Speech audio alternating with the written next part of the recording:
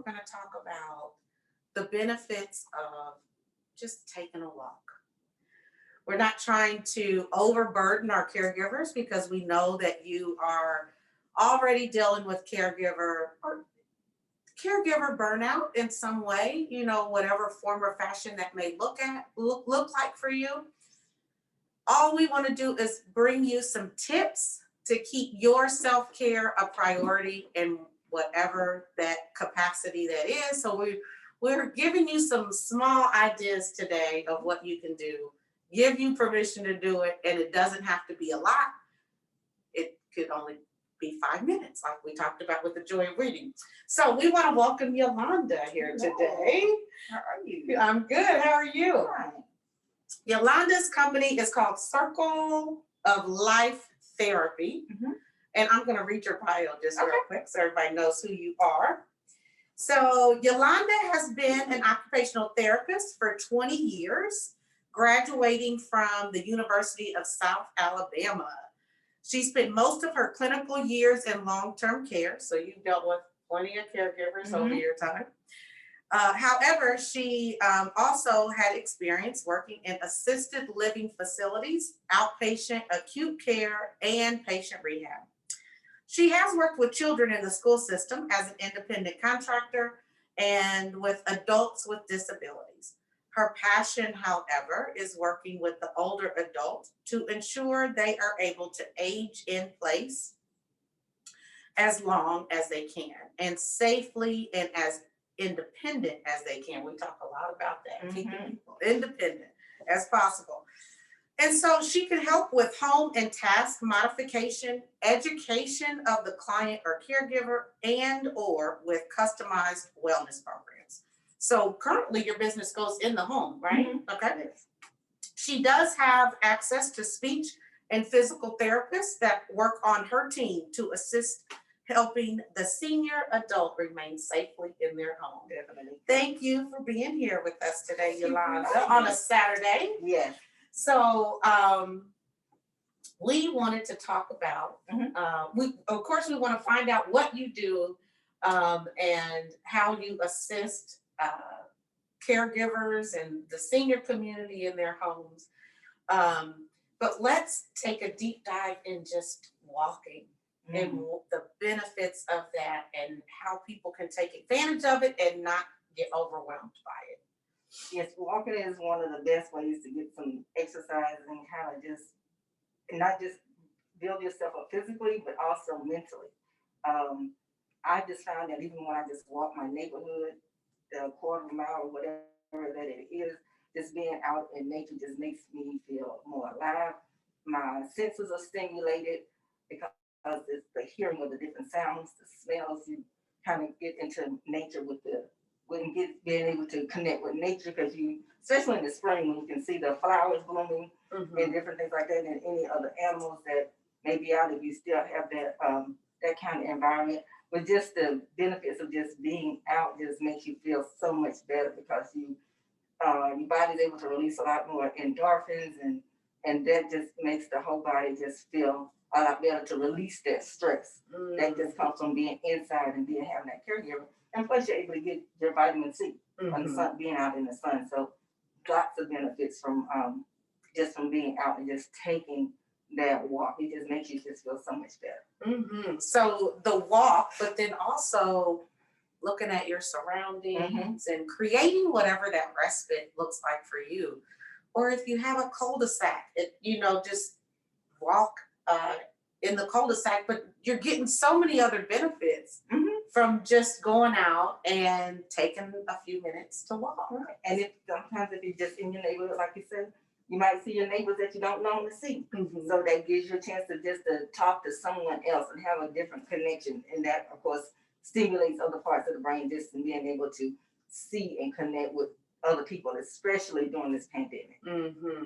And with the pandemic, that's something that you can do. I mean, we're bringing resources that you can still access, even if you're staying safe at home. So out walking, I did enjoy, that's one thing that, when COVID happened, I enjoyed riding through my neighborhood and seeing everybody out walking. Mhm. And like you said, so it's safe. Mhm. We're outside. You can meet your neighbors, so you can have a little bit of connection. Right. But you're releasing endorphins. You're Yes, getting the sunshine. yeah, getting your vitamin D. Yeah. And I liked too the other day when we were talking. Take me through your San Diego experience, because you talked about, you said, have you been to the San Diego Zoo? And I was like, Yes. oh, obviously I need to go You there. do. You So do. tell us about that. We spent this pre-COVID, spent the day at the San Diego Zoo, and it is just beautiful just to be able to walk through. And there's some areas that has a lot of the different plants and things from different parts of the world, and you can walk, do your walk as fast or as slow as you want to stop and view the plants as well as the animals, and just seeing. To me, it just really helped me to appreciate creation and appreciate the environment that we really live in, even though that's a controlled environment. Just to see things that I would normally be able to see, because I may not visit that part of the world, but just to see it and to just interact with it. And it was an all-day trip, and even though I was wore out when I was done, it just felt so good to be able to do it and just to see it. And it was just an experience that I would never ever forget. So yeah, I loved it. In my other places, New York. Because you can get out and walk. Yeah. I walk. Okay. Yeah, definitely. So let's talk about talk about what you actually do and what you provide to caregivers, and then we'll get back to the benefits of walking at the end. Well, most people thinking when they think in terms of occupation of therapy, they think in terms of that first word occupation, and they think in terms of working. Well, occupation really encompasses more than just working. Occupation is you. It's what makes you you as an individual. So we really focus on getting you to be able to do the things that you are normally able to do, whether it's taking care of your family, doing your job, even especially after someone has had a stroke or have other types of diseases, really getting a person back to being independent. And when we work with you in a home, it's more of your natural environment. So we're able to really work on what's more important to you, and because we're able to see what your bathroom actually looks like. What does your bathroom need to make it safer for you? What is your kitchen really like? So that you can get back to cooking. Or if it's not the person that's had the insult, then maybe it's the caregiver, really training the caregiver to make things safe for them, maybe when they're helping them in the bathroom for taking a bath or a shower. When they're helping their loved one. Okay. So it's a benefit to the person that has a therapy, but then also a benefit to the caregiver as well. Right. We've talked a lot today about, how can you release the burden? I'm so sorry, my mask today is not fitting well. But how you can release the burden, how you can simplify to make better decisions. So that to me fits along the lines of simplifying your life, your home, and how you can better take care of your loved one. The more support that you can reach out for, that you can get from the healthcare professionals that are coming into your home, you have permission, caregivers, to get your own support too. Yeah. And so it's helping them better take care of their loved one. Yeah. And sometimes it also means just taking care of themselves better as well. Because, you say, for instance, if you're having someone to transfer, if you don't do it right, then you become injured. Then who's going to take care of you? Who's going to do it? Yeah. So we're just knowing how to do things the correct way or do things safely just makes it better for everybody. It releases a lot of anxiety, it releases a lot of frustrations that you may feel. Even if it's the part of a new onset of dementia, and you're not accustomed to dealing with someone with dementia, it's easy to become frustrated, and both persons become frustrated. So we can also do education and training to help you know how to deal with the triggers that may cause that person to become agitated, or what works best, and when is the best time to maybe suggest taking a shower or a bath, and how to handle different behaviors, when you're out, instead of just everybody getting frustrated and then nobody's benefiting. Yes, yeah. And I mean, and then you're not, that stress is affecting your own health. So the frustration and the stress, we want to find ways to give you permission, caregivers, to take care of yourself. Keep your self-care a priority. So when you're in someone's home, you're pretty much, though you're providing therapy for the person that's in need, right? Right. And so let's talk about the dynamic of that. And I do like that you said, oh yeah, we're able to go in the home, so we're able to see it. Because a lot of times you're getting therapy. When we were in adult day center, we had occupational and physical therapy on site. Right. But it is so important to be in the home, because now you can show them how to maneuver or do some other things that can help in their daily tasks in their environment. Yes, because for instance, working in long-term care, we was at a time when we could go into a person's home before they discharge.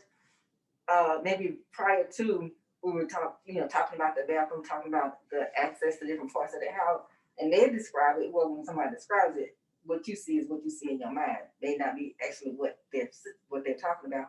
But once we're able to go into their home, then you're like, oh, this is how this is really set up. Well, no, this is not going to work. Or you realize this wheelchair is not going to go through this doorway. It's too small. Or the position of the toilet may not be correct for what modifications that maybe I thought may be beneficial. Well, now I see it. I need to actually suggest or recommend something totally different. So when you're in the house, you're actually seeing how a person is functioning. Maybe even observing how the caregiver is transferring the patient. Maybe they're just doing it from the wrong side, so they're not doing it correctly. Maybe they forgot or don't know that they can take the armrest off to make it a lot easier than what they are doing. So it's just little things like that sometimes people may not know, or they just want to just get it done and just realize that that's not going to work. Yeah, so, you can injure yourself. Right. And so when we're there, we're able to actually see what's going on. And then sometimes we may just know the little words or cues that may be better to get that loved one to do what you need them to do. Or just being able to well, how do you actually get dressed? Well, let me see you actually do it. All right. And then I can no, let's do it this way. Then you won't be so frustrated and it's easier. So what I'm hearing is therapy is so beneficial, not just for your loved one, but beneficial for you as a caregiver, so that you can better take care of your loved one. You can learn ways of not to injure yourself. And then you also talked about education. So talk to me, tell our caregivers a little bit about that part. Well, a lot of times OT is about a lot of education, in that when we work with somebody individually, then we kind of do a lot of trial and error to see what works. So as we help them to master that skill, then we'll try to transfer that information over to their caregiver so that they're able to do the same thing, which maybe takes the burden of care a little bit off of them. Like working in a nursing home, I usually like to tell the CNAs, I've already helped them to know how to put their shirt on. So you don't have to do it. You can do something else. Give them the shirt and, say, hey, go ahead and put your shirt on. And then they can do it while you're doing something else. That takes their stress off of you. We've taught them how to transfer correctly. So allow them to help you to do it, so much of the weight is not on you and you're not at risk of hurting yourself, or there's reduce the risk of both of you falling. So it's that educational piece that's usually ongoing. Even with the setting up for adaptive equipment for meals, of how to set the meals up, which way to bend the utensils so that it makes it easier for them to feed themselves, so that you don't have to feed them. Okay. Yes, just so assisting, assisting and themselves. getting them independent so that they can do the daily tasks if they're able. Right. And then that helps relieve you as the caregiver from doing some of the daily tasks. And it also builds their own confidence up. Now, is this a modality that is it covered by insurance, or can people just Right. For me, I see people under the Medicare Part B of their insurance, and I also do some of it can be cash based. Because everything Medicare does not cover, but just working it out as was something that maybe cash based that you will still benefit from. So like if we had to do a home modification, just doing the assessment for home modification, yes, that would be covered under your Medicare Part B. But the actual doing of the work of getting the equipment is not. Okay. Learning, like doing a lot of strengthening, doing self-care, and all of that is covered under insurance. But if you wanted a wellness program, that would not be covered.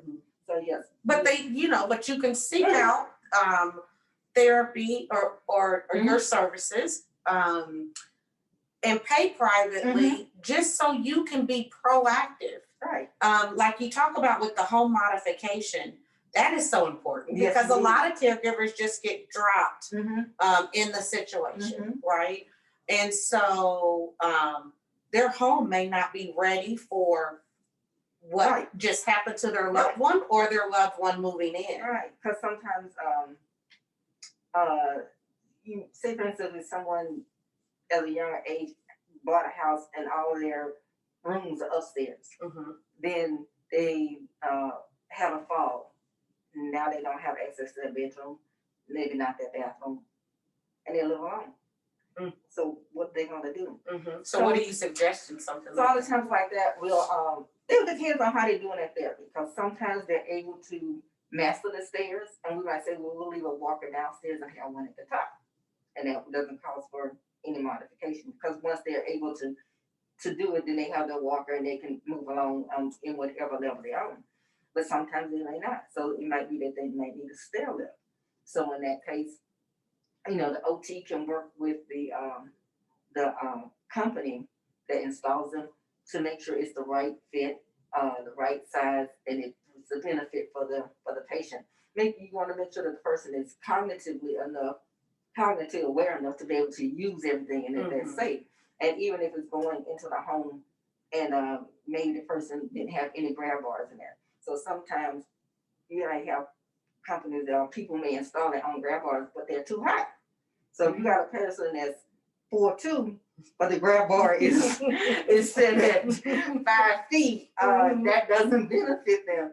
So with the OT will come in and know where to put things for the benefit and the safety of the patient, because that's what we're looking at. Okay. And as you're waiting to have those things installed, we can still work with you to make sure you're still safe and doing it or whatever you need to do in your home. Still working on building that strength and that safety and your confidence and your skill level. And keeping your loved one independent. Or yourself, just we all go through different things in life, and it's about having that confidence and being able to do things on our own as long as we can.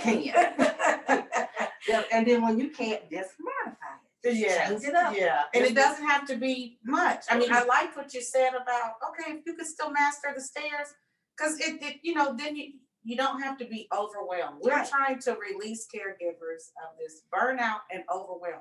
Put a walker at the top and a walker at the bottom if they're able to master. Right. And sometimes the best modifications are very simple. May not cost anything. Maybe rearranging the furniture, changing the lights, getting the rugs off the floor. Sometimes it could just be simple things to just do. Or maybe